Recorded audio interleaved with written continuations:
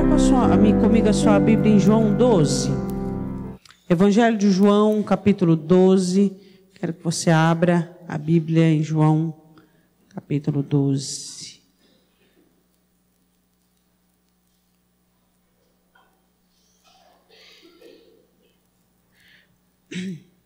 Todos acharam? Amém? Foi Jesus, versículo 1. Foi, pois, Jesus 6 dias antes da Páscoa a Betânia, onde estava Lázaro, que falecera, e a quem ressuscitara dentre os mortos. Podemos assentar.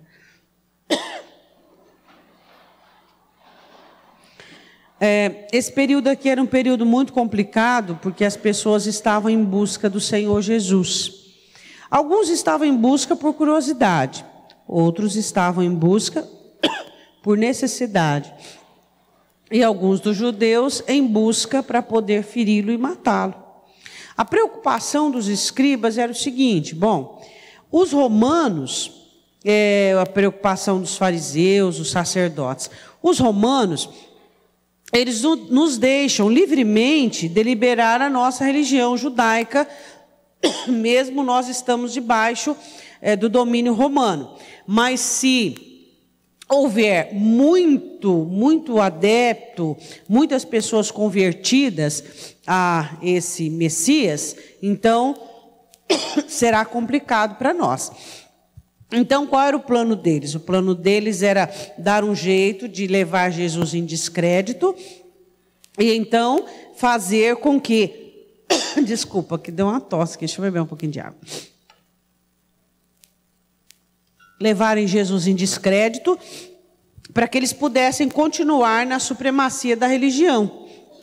Os romanos permitiam a religião judaica e Jesus estava entrando, com um novo tipo de culto, vamos dizer assim.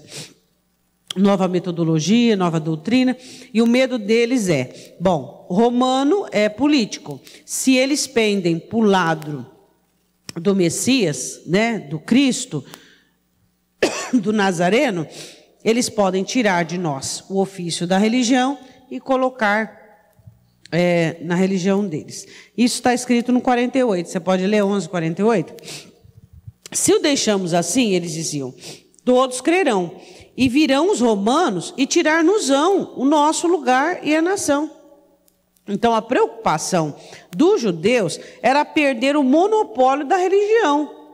Então eles precisavam combater Jesus para não perder o monopólio da religião. Aí eles começam a caçar Jesus para poder prender, matar ou lançá-lo numa situação de descrédito. Aí Jesus vai para o deserto, vai para algumas cercanias, e Jesus volta antes da Páscoa, 6 dias antes da Páscoa, justamente em Betânia, onde ele fez alguns amigos. E a Bíblia diz assim, que lá era o lar onde Lázaro, Marta e Maria habitavam. E Lázaro aqui já havia experimentado a morte e agora estava vivinho. Versículo de número 2. Fizeram-lhe, pois, ali uma ceia, um jantar, e Marta servia. Quero falar um pouquinho sobre isso. Olha para o teu irmão e fala assim, tem gente que não muda, né? Você sabe que essa foi a última oportunidade que Marta tinha para ficar perto de Jesus? Ela não teve mais outra oportunidade depois dessa. Era a última oportunidade que ela tinha. Você sabe que todos nós erramos, todos nós temos falhas. Isso é humano. Agora, o que é incompreensível em nós é a nossa incapacidade de mudar. É a nossa teimosia e a nossa irreverência com o assunto mudança. Porque, vamos colocar assim, ela era uma mulher dedicada, uma mulher trabalhadora, uma mulher eficiente, uma mulher que identificava necessidades, não é verdade? Ela se preocupava muito com o andamento da casa, comida, uma boa anfitriã.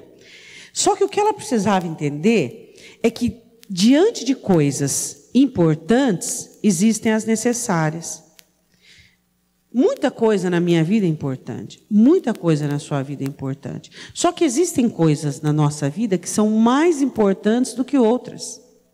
E muitas vezes, por causa da nossa vaidade, por causa do nosso sistema, por causa da nossa maneira de ser, nós priorizamos algumas coisas e valorizamos outras e cometemos um erro gravíssimo nisso. Não é verdade? Por exemplo, pessoas. Pessoas não são mais importantes que acontecimento? Pessoas não são mais importantes que ofícios ou que alguma atividade? Pessoas são mais importantes que tudo. Mas por que muitas vezes você se pega desvalorizando as pessoas e valorizando uma situação, e valorizando um feito, e valorizando um acontecimento? Então, nós cometemos muitos erros semelhantes a esse. Erros que concluem que nos falta discernimento do tempo e do momento em que vivemos. Então, a importância de nós compreendermos qual é o tempo que eu estou vivendo, qual é o momento que eu estou vivendo, quais são as coisas importantes e quais são as coisas muito importantes. Quais são as coisas das quais eu preciso me dedicar, eu preciso fazer. Se nós administrarmos bem essa logística de ocupação, nós deixaremos de cometer erros na nossa vida que serão cruciais para o nosso arrependimento. Existem muitas pessoas que têm inúmeros arrependimentos. É ou não é? Uma situação da qual ele não pode voltar. Marta nunca mais pôde voltar neste dia. Jesus mesmo profetizando, disse que nos nossos dias e nos dias que viriam, que as pessoas dariam tudo para viver um dia do Filho do Homem. E Marta estava vivendo aqui um dia do Filho do Homem e não estava valorizando. Sendo que, vamos olhar assim, que ela já havia sido repreendida. Marta, Marta, andas distraída e afatigada com tantas coisas, mas uma coisa só é necessária. Maria, em Marcos capítulo 10, versículo 36. Maria escolheu a boa parte, a qual ninguém lhe tirará. Então nós observamos que Maria, ela priorizava o seu sistema, priorizava seus hábitos, os seus costumes, ao invés do aprendizado. Uma das coisas que eu me preocupo muito é a incapacidade de ser ensinável. O dia que você perceber que você é uma pessoa que não é mais ensinável, que você não está mais disposto a aprender, que você não tem mais inclinação, abertura para o aprendizado, é um sintoma muito preocupante para com você. Porque quando nós temos esperança, nós queremos mudar. Quando nós queremos mudar, nós estamos dispostos a aprender. A esperança, ela viabiliza dentro de nós uma expectação de querer mudar. Se eu tenho esperança e eu sei que do jeito que eu estou, eu não vou alcançar o que eu quero. Eu não vou chegar aonde eu quero chegar. Eu preciso mudar para chegar lá. Mas se eu tenho esperança, eu vou aceitar a exortação, vou aceitar a repreensão, eu vou começar a pensar melhor, vou começar a raciocinar melhor. Então, o primeiro personagem que nós vemos assim, aqui, desse João 12, que não discerne o tempo nem o momento, é Marta. Será que eu e você temos discernido o tempo e o momento? Quantas vezes você está tão desgastado e tão preocupado com algo lá na frente, que você nem sabe se vai estar vivo para viver aquilo. E você está desprezando coisas tão importantes, tão necessárias, pessoas, situações, circunstâncias que estão agora, que você pode formar nelas agora possibilidades incríveis, que você pode trabalhar nelas agora, chances, portas, abrir portas, dimensionar situações para a sua própria vida.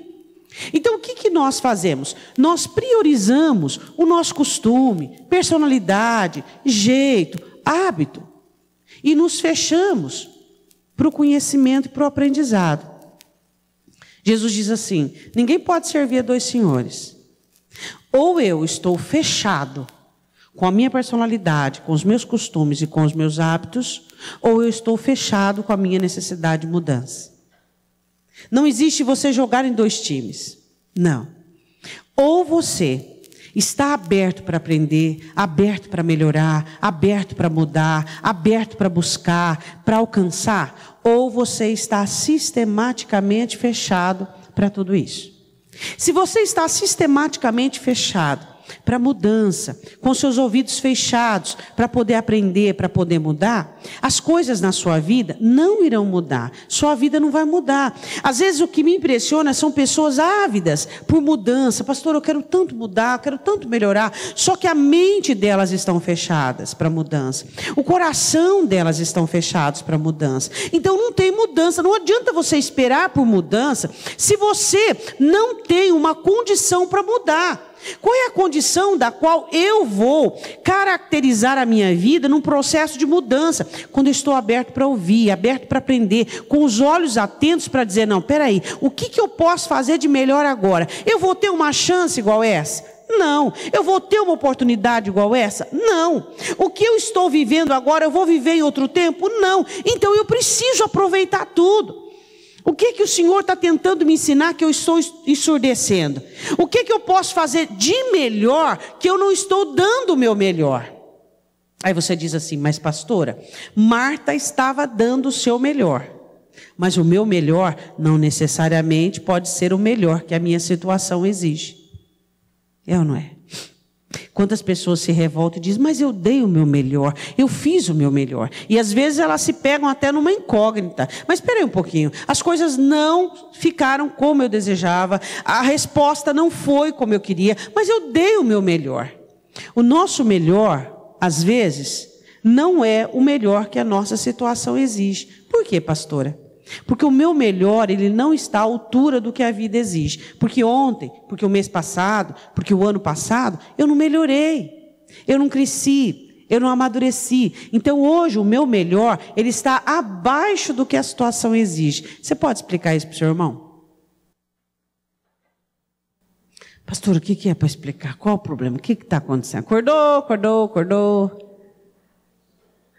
Hã? Diga, quando eu ignoro o aprendizado, o meu melhor pode não ser o que a minha vida exige de mim. Porque eu concordo que existem muitas pessoas que se esforçam para fazer bem. Concordo também que existem muitas pessoas que elas às vezes ultrapassam até mesmo alguns de seus limites para fazer com que as coisas deem certo. Mas não funcionam, não dá certo. Por quê? Porque quando eu ignoro o aprender, o conhecimento, quando eu ignoro a abertura, quando eu ignoro aquilo que o Senhor está me oferecendo, de aprender, de melhorar, de ter um coração ensinável, Deus me ensina, Deus mostra, Senhor, eu quero aprender, eu quero melhorar. Quando a vida precisar do meu melhor, o meu melhor não será suficiente para resolver meu problema. Eu sempre digo assim para o meu marido, eu gosto de solução. Eu falo para ele, venha com o problema que eu te dou a solução. Porque eu gosto de solução. Eu não gosto de ficar falando em problema. Eu não gosto de problema, eu não gosto de caracterizar problema. Eu não gosto de problema, eu gosto de solução. Você gosta de solução? Hã? Então, se nós gostamos de solução, nós precisamos estar dispostos a aprender. Se nós gostamos de solução, nós temos que estar abertos a aprender. Porque a vida é uma caixinha de surpresa. A vida não para de ter coisas diferenciadas, inusitadas, coisas que nós nunca experimentamos.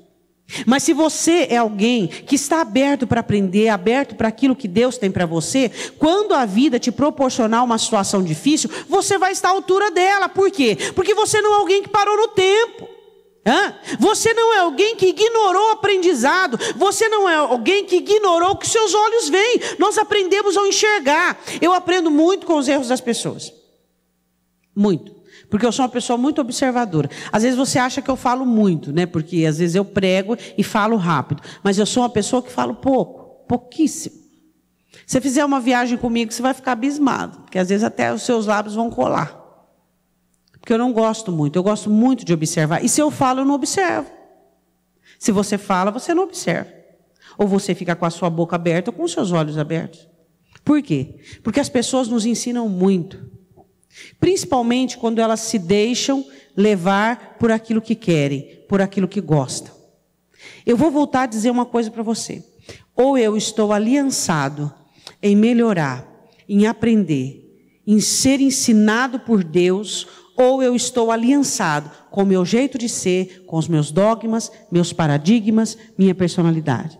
Se eu estiver aliançado com a minha personalidade, com o meu jeito, meus hábitos e meus costumes, eu vou ser uma pessoa cheia de problema e esses problemas não terão solução.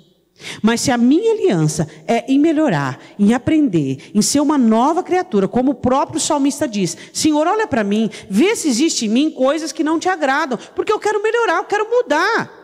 Eu quero que a vida não seja para mim uma surpresa. Eu quero que quando a vida me apresente um problema, eu, no Espírito, apresente a solução. Eu preciso ser alguém de solução. Eu preciso ser alguém que tenha solução para aquilo que a vida vai me oferecer. Eu tenho que ser flexível. Eu tenho que ser alguém genial, no sentido de uma logística, uma administração. É isso? Tem como mudar? Não. Se não tem como mudar, eu vou enfrentar. De que maneira eu vou enfrentar? Sofrendo, remorçando, remoendo, me destruindo? Ou eu vou enfrentar isso de uma maneira racional, comedindo minhas emoções e avançando para eu atravessar essa situação difícil? Quantos de nós não atravessamos situações difíceis? Muitos de nós. Existem situações que são rápidas, outras que demoram mais, que são persistentes. Mas aí você vai provar quem é mais forte, você ou a situação? É ou não é? A quem nós servimos, a quem nós amamos, a quem nós dedicamos a nossa vida? Não é Ele? O sacrifício que Ele fez na cruz por nós valeu a pena. Por quê? Porque Ele provou que somos capazes de enfrentarmos situações. Mas o que acontece conosco é que nós somos muito empáticos, muito inclinados à nossa maneira de ser e pouco ávidos naquilo que nós nos tornaremos. Eu vou me tornar uma pessoa melhor. Amanhã, semana que vem, o ano que vem eu vou ser muito melhor do que hoje. Por quê? Porque eu estou aberta para o aprendizado, aberto para aprender. Como é que você garante que o ano que vem você vai ser uma pessoa muito melhor? Quando você está aberta para o aprendizado. Marta de novo estava servindo. Aí você diz, pastora, servir é uma bênção. Eu prefiro adorar, principalmente diante dele. Dá até para entrar aqui, mas bem superficialmente. Você é um servo ou um adorador? Servos, às vezes, nós encontramos muito no reino dos céus. Aqueles que fazem por obrigação, aqueles que fazem por costume, por hábito, aqueles que fazem porque já estão acostumados, mas aqueles que fazem porque são adorador. Jesus diz assim à mulher samaritana em João capítulo 4. O Pai procura os verdadeiros adoradores, aqueles que o adoram em espírito e em verdade. Sabe, quando você começa a fazer as coisas para Deus mecanicamente, quando você começa a viver o seu dia, como se o dia fosse uma coisa normal. O meu dia não é algo normal, é algo que Deus fabricou, Deus criou, Deus trabalhou nele. Então é algo maravilhoso, é ou não é? Que gostoso você poder chegar no fim do dia e estar cansado, não é verdade? Isso não é maravilhoso? E existem muitas pessoas que estão de cama que não conseguem dormir à noite, porque estão de cama, dormem. Agora você não, você deita à noite, você descansa. Por quê? Porque você está cansado, você pode ser produtivo. A questão é, você tem adorado a Deus com tudo que você faz? Maria também estava naquele jantar e naquela ceia. Claro que ela também estava ajudando, mas ela resolveu adorar. O que me faz um adorador e você um adorador? Quando nós cantamos ou oramos, não. Adoração é a nossa vida. Quando você está em um lugar, você está adorando. Quando você está conversando com alguém, você está adorando. Quando você está indo e vindo, você está adorando. Porque a adoração é prestar a Ele a honra, a glória, o louvor. Quando você está irritado com alguma coisa, ali é o momento de você adorá-lo. De você comedir suas emoções e fazer aquilo que lhe agrada. E a Bíblia diz assim, no versículo de número 3, então Maria, tomando um arratel de unguento de nardo puro, ou seja, uma jarra, um vaso de nardo puro, de muito preço, o salário de um trabalhador de 1 ano, ungiu os pés de Jesus e enxugou-lhes com os seus cabelos. Depois que quebrava aquele vaso, não tinha como recompor. Você quebrava, você tinha que usar o perfume todo. E aquilo era gota, não é? As pessoas não tomavam muito banho por causa da escassez da água, e eles se ungiam com esse perfume para poder amenizar um pouco o suor, o cheiro e tudo. A Bíblia diz assim que ela ungia os pés de Jesus, e enxugava os pés com seus cabelos, e encheu-se a casa do cheiro de unguento. Diga assim, o espiritual tem cheiro. Quando nós exalamos dentro de nós amor, graça, favor, misericórdia, alegria, isso tem cheiro. Maria se prostra aos pés de Jesus e ali quebra aquele vaso e ela começa aquele nardo puro e ela começa a derramar aos pés do Senhor Jesus e enxugar com os cabelos naquela adoração. Ele estava ali com ela. Ela não sabia se teria um outro momento para aquilo. Maria discernia o tempo e o momento. Será que você discerne o tempo e o momento? Quem sabe um dia você vai dizer, meu Deus, como eu queria que os meus filhos fossem pequenos de novo.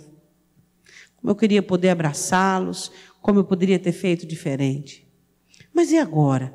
O que você pode fazer de diferente? Qual é o seu discernimento com respeito ao tempo e ao momento? O tempo é servo do Senhor. O tempo passa. Será que eu estou dando o meu melhor? Será que você está dando o seu melhor? Mas será que o meu melhor é o que Deus quer de mim? Será que o seu melhor é o que Deus quer de você? Às vezes você está tão tranquilo dizendo, eu estou dando o meu melhor. Mas o meu melhor é o que tem agradado? Eu sempre pergunto a ele e falo, Senhor, não me deixa cair no equívoco. Às vezes eu estou pensando que o meu melhor, mas o meu melhor não está te agradando. Eu quero saber o que te agrada, não é verdade? Quero saber o que te agrada. O que te agrada, o pouco que eu fizer do que te agrada, não é? Vai ser tudo o que é necessário. Eu não preciso fazer muito. Eu só preciso fazer o que te agrada. Se eu fizer o que te agrada, já é o suficiente. Isso é que é o interessante. Marta estava lá, fadigada de novo, afadigada, ansiosa de novo, servindo, preocupada. Quer dizer, não aprendeu nada da lição. De novo, no mesmo sistema. É muito triste quando você olha para algumas pessoas e elas são incapazes de mudar, incapazes de melhorar. E eu acho que a vida de uma pessoa que não muda deve ser uma vida muito chata. É ou não é? Uma vida chata, é uma vida que não tem novidade. Você olha para você, você não vê que você melhorou, você não vê que você mudou, você não aguentava, não suportava uma pessoa reclamando. Hoje não, hoje você escuta a pessoa reclamar, murmurar, você não está nem aí. Olha que gostoso, progresso, você está progredindo, você fica contente.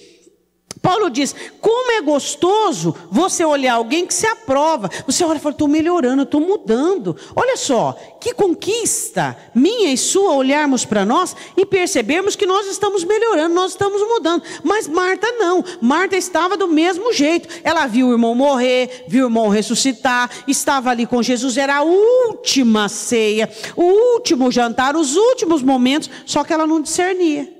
Por quê? Por que Maria discerniu e Marta não? Porque Marta era absoluta. Estava fechada para o aprendizado. E quando eu estou fechada para o aprendizado, eu estou fechado para a voz do Espírito Santo. Porque ele veio nos ensinar. Jesus disse, ele vai ensinar e falar tudo o que tiver ouvido de mim.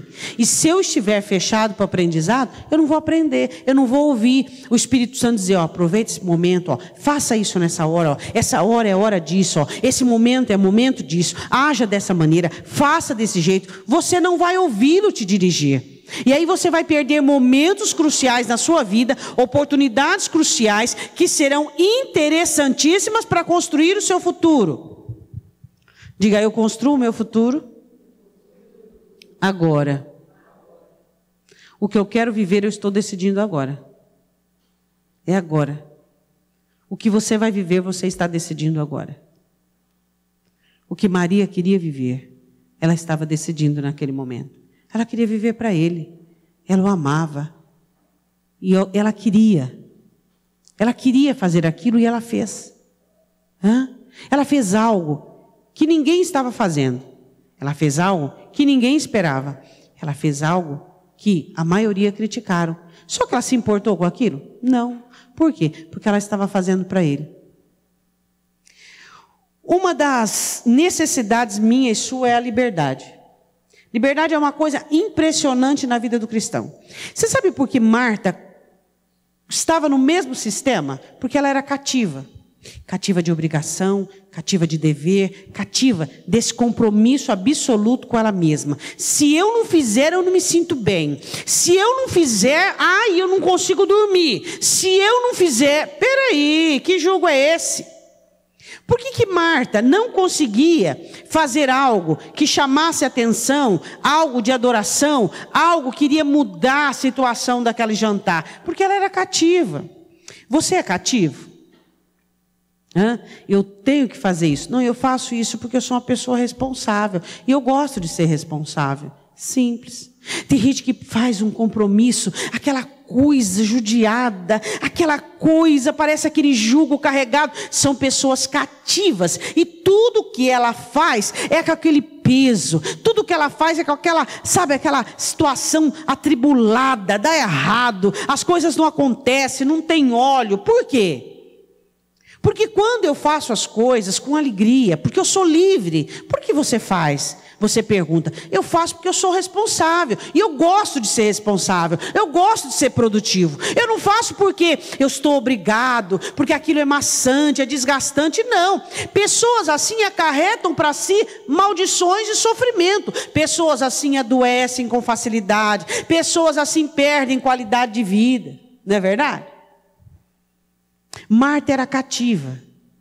Cativa daquilo que ela achava que tinha que fazer. Cativa daquilo que ela achava que ela tinha que cumprir aquilo. Maria não. Maria era livre. Então ela pensou, eu posso fazer algo hoje. Algo que vai alcançar a eternidade. E ela fez, porque ela era livre. A liberdade é algo que nós temos que galgar e conquistar todos os dias. Existe uma oração que eu faço todo dia. Senhor, me liberta. Me liberta. Me liberta dos grilhões que eu não consigo enxergar. Mostra, revela. Eu preciso de libertação. Eu preciso ser livre.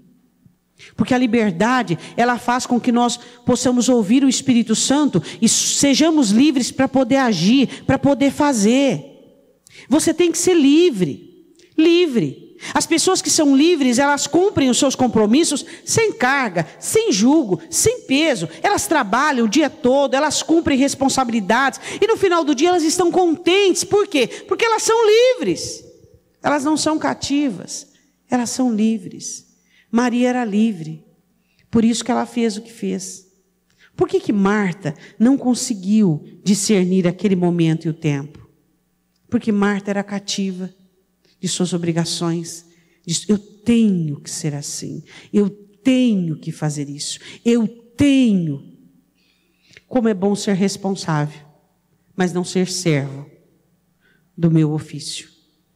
O meu ofício me serve, mas eu não sou servo. É aquilo que Jesus quis ensinar.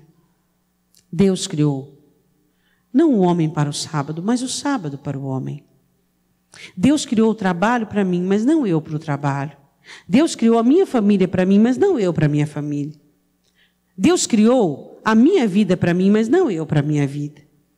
Nós precisamos aprender a sermos senhores da nossa situação, a administrarmos, como no princípio, a termos domínio. Mas não sermos servos. Você é servo de seus ofícios, servo de suas obrigações. Não. Eu não sou serva de ninguém a não ser dele. Você não é servo de ninguém a não ser dele. Não permita que suas obrigações, que seus compromissos estejam acima de você. A sua vida vale mais que tudo. Jesus salvou aquele ladrão na cruz, sabendo que ele não ia ter mais um dia de trabalho, que ele não ia poder ser um diácono, ele não ia poder ser um intercessor, ele não ia poder ser um evangelista. Por quê? Porque o ser humano está acima de qualquer ofício. Eu estou acima de qualquer coisa que eu possa fazer. Então os meus deveres, os meus compromissos não podem me assenhorear de mim. Eu preciso ser senhora, senhor, você, de tudo aquilo que nós fazemos. Administrar, cuidar, mas não exercer, permitir que os nossos afazeres exerçam um domínio sobre nós. Marta estava ali, último dia com o Senhor Jesus. E ela estava lavando louça, fazendo comida e as outras coisas. E Maria estava adorando. Aí aquilo incomoda quem? Judas. Agora eu quero falar um pouquinho sobre Judas. Então um dos seus discípulos, Judas Iscariotes, filho de Simão, que havia de traí-lo, disse: por que não se vendeu este unguento por 300 dinheiro e não se deu aos pobres? Olha, que filantropia, né? Digna do quê? Olha, que discípulo filantrópico. Que discípulo preocupado com os pobres. Eu fico pensando o seguinte. Às vezes eu vou dar um exemplo. Você está num culto de domingo, um culto cheio, um diácono cheio de atividades, e você está preocupado, não é verdade? Ou você é do louvor, vamos lá. Se a nota saiu adequado, se está cantando direito, qual música. Eu acho o seguinte, você tem que ensaiar no sábado. O que você fez, você fez. Se não fez, você tem que se preparar antes. Naquele momento ali, é Ele. É Ele que é importante. É Ele que é digno. É Ele. Acabou.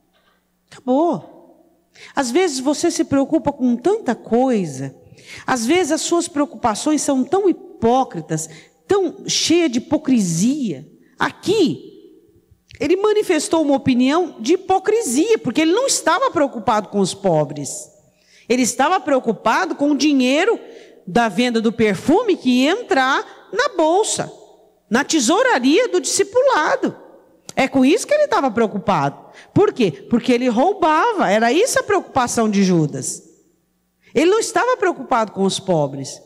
Então você vê aqui, você vê um discípulo, você vê Marta, escrava do serviço, você vê Maria, uma adoradora, e você vê Judas, um hipócrita, fingindo ser melhor que os outros, fingindo preocupado com os pobres. Tem gente que finge. Ele finge que é crente, ele finge que adora, ele finge que ele é convertido, ele finge. Agora, irmãos, finge. Eu fico muito intrigada com você. Alguns de vocês julgam as pessoas pela aparência. Falo numa conotação positiva, dizendo: pelos frutos conhecereis. Fulano é uma bênção. É uma bênção por quê?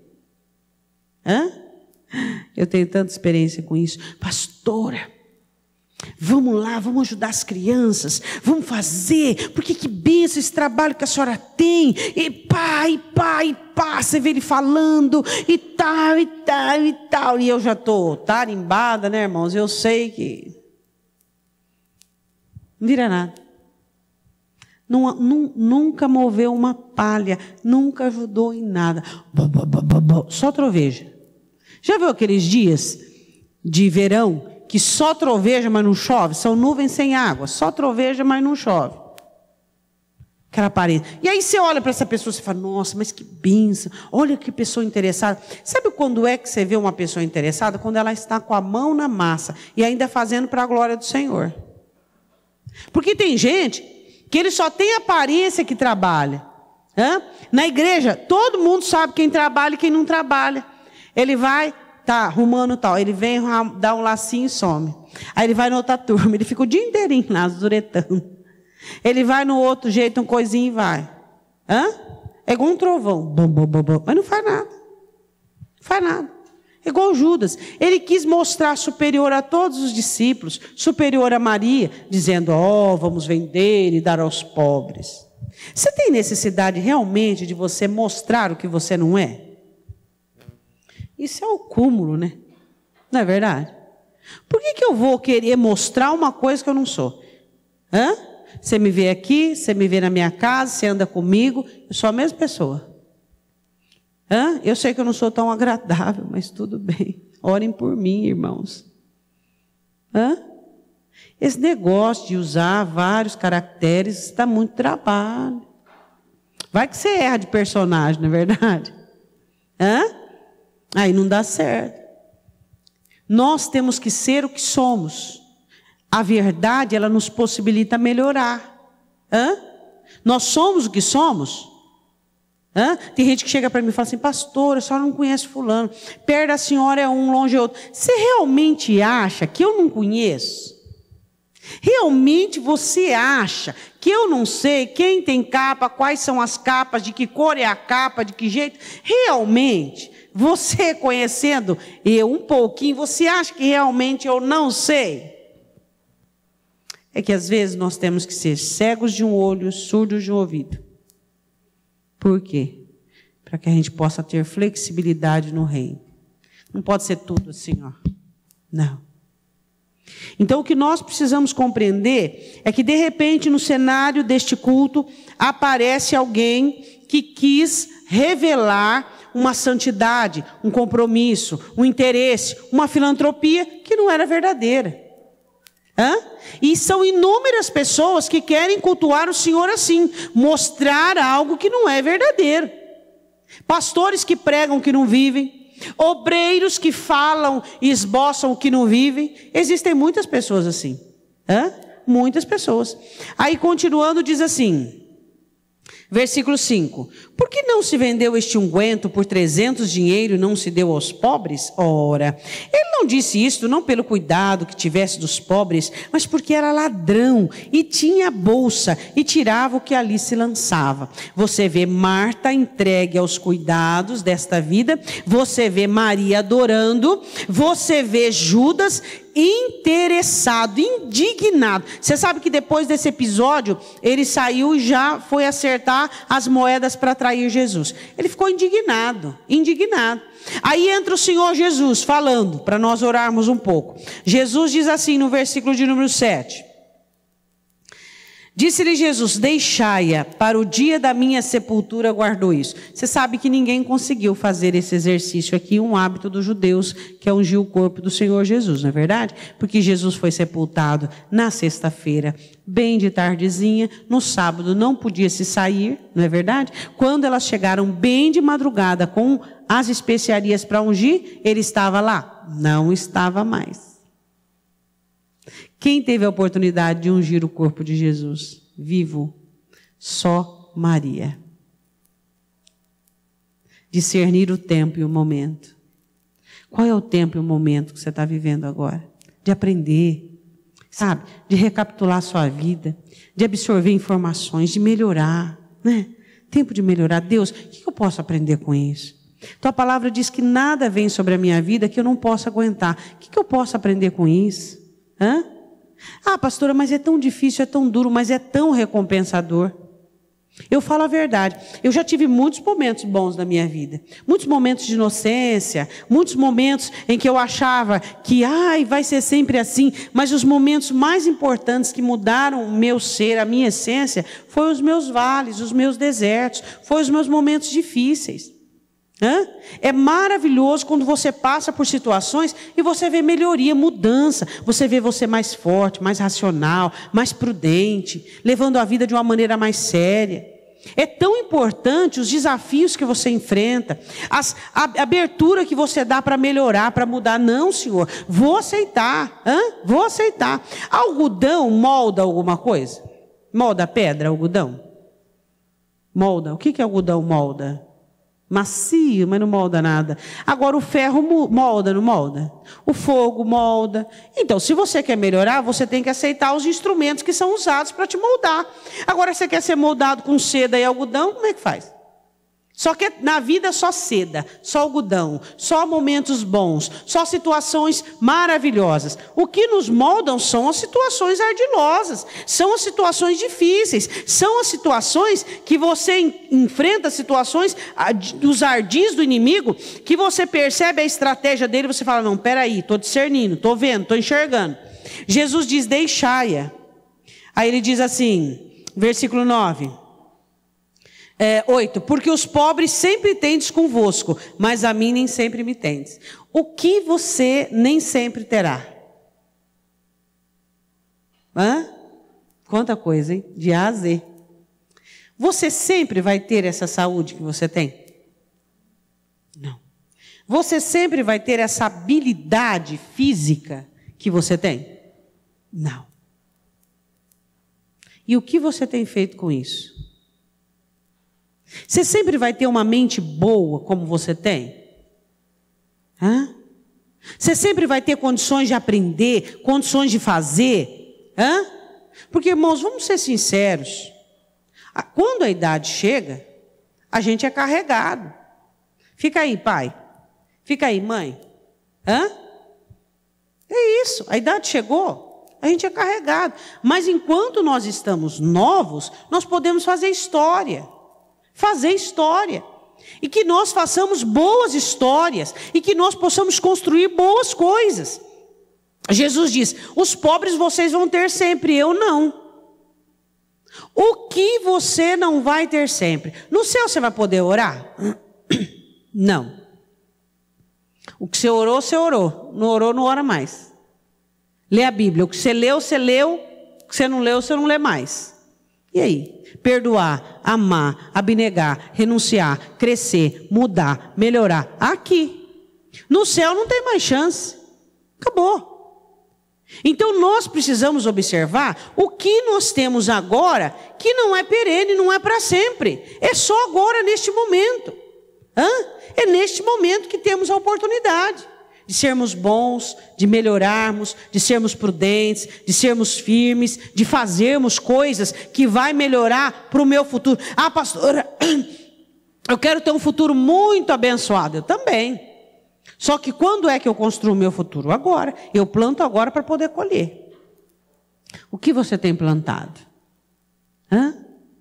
O que você tem plantado? Hein? Nós plantamos para colher. Jesus disse assim, os pobres você sempre tem, sempre vai ter, eu não. O que não será para sempre na sua vida? Qual é a oportunidade que você está tendo agora e ela é única? Única. Única. Eu tenho uma amiga que ela não está mais conosco. Ela já foi para a eternidade, está me esperando lá. Eu digo eu tenho porque ela está mais viva que eu. E um dia o Senhor falou para mim assim, eu vou levar ela embora. Falei, vai, Senhor, vai. Falei, então tá bom, eu vou fazer por ela tudo que eu posso. Tudo.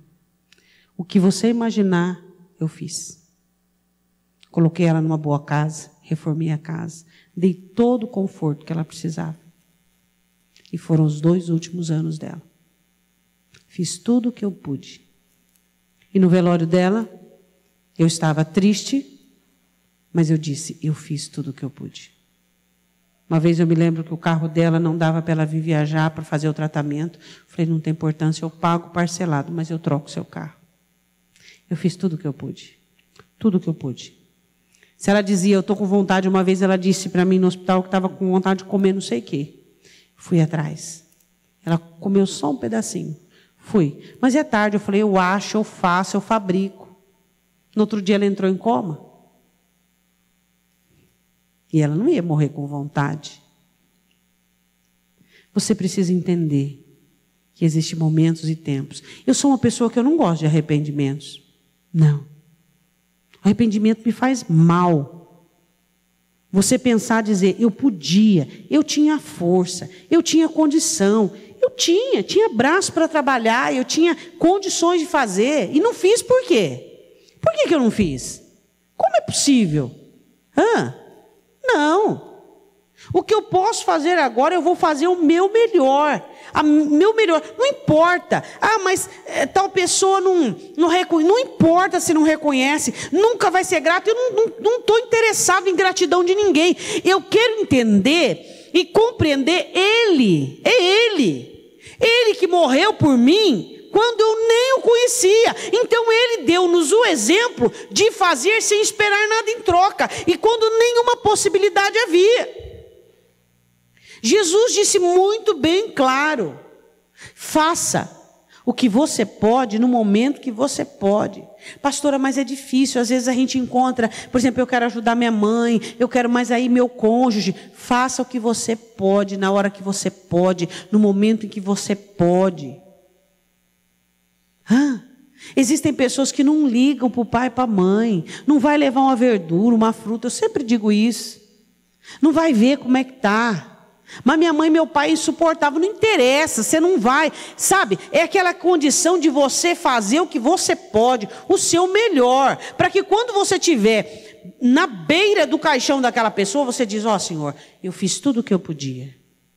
Por quê? Porque pessoas você não vai ter sempre com você. Oportunidades não são sempre que você vai ter. Para terminarmos, diz a Bíblia assim...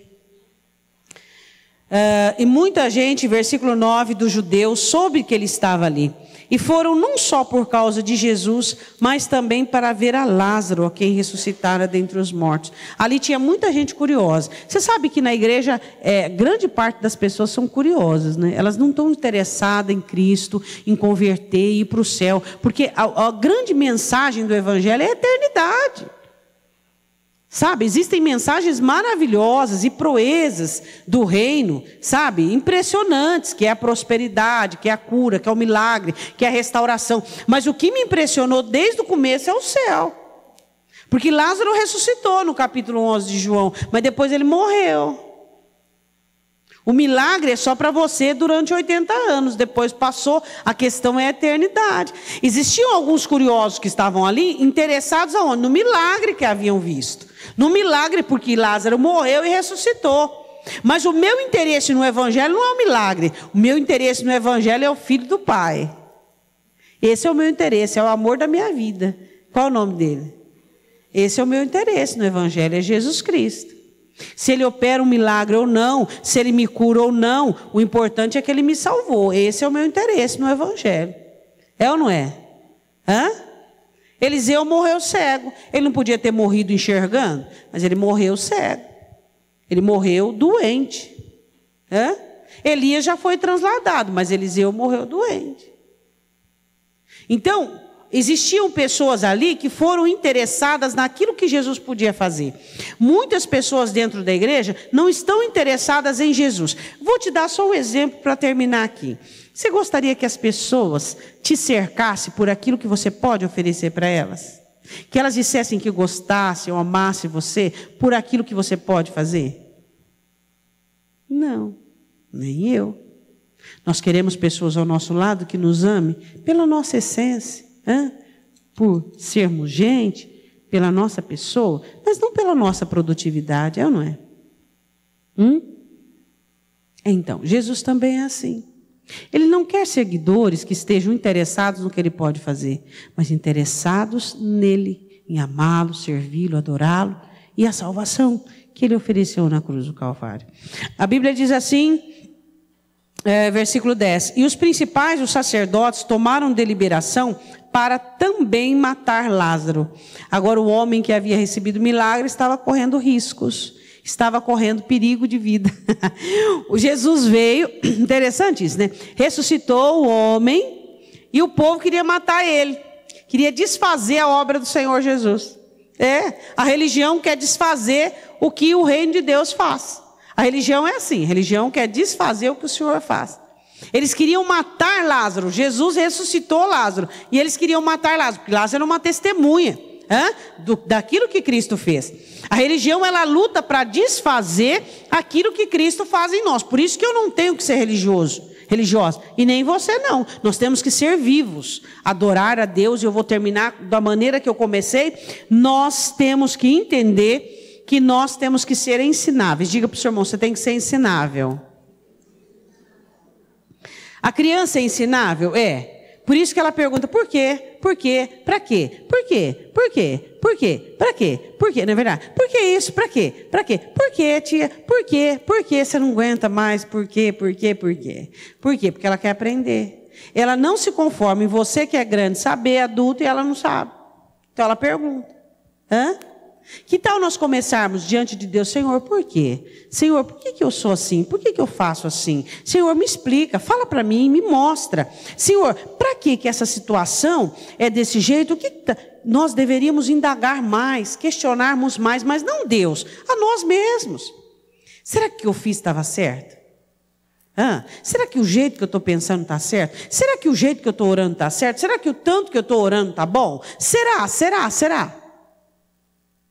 Paulo fala sobre os questionamentos. Examinai-vos a vós mesmos se vocês permanecem na fé. Ele diz isso aos coríntios. Coríntios, vocês precisam examinar para ver se vocês é um povo que tem fé. A importância de nós buscarmos esse autoexame.